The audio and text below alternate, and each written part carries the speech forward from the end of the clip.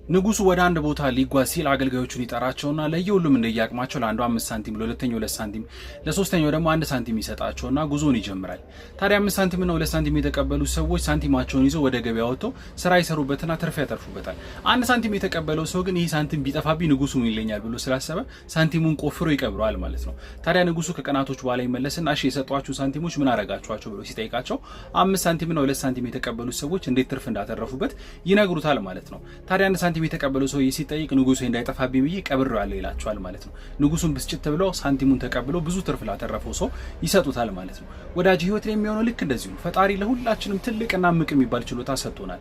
ታዲያ አንዳንድ ሰው ያንን ምቅ ችሎታ ተጠቅሞ ሶሻል ሚዲያ ላይ ትልልቅ ፕላትፎርሞችን እየዘረጋ ረብጣ ገንዘቦችን እያገኘበት ነው። አብዛኛው በሚባል ሰው ደግሞ ትልቅ እውቀትና ትልቅ ችሎታ ኖሮት በፍርሃትና ምን ልስራ በሚል ግራ መጋባት ስሜት ውስጥ ሆኖ ያንን ወርቅ ይዞት ተቀምጧል ማለት ነው። ስለዚህ ምናልባት ወርቅን አውጥተህ ትልልቅ ስራዎችን በመስራት ኮንተንት ክሬሽን ላይ ገቢ ማምጣት ከፈለክ ወይም ውጤት ማምጣት ከፈለክ በኮቺንግ ፕሮግራም ላይ አግዝ ዝግጁ ነኝ። ኮቺንግ ብለህ በውስጥ መስመር አውራኝ።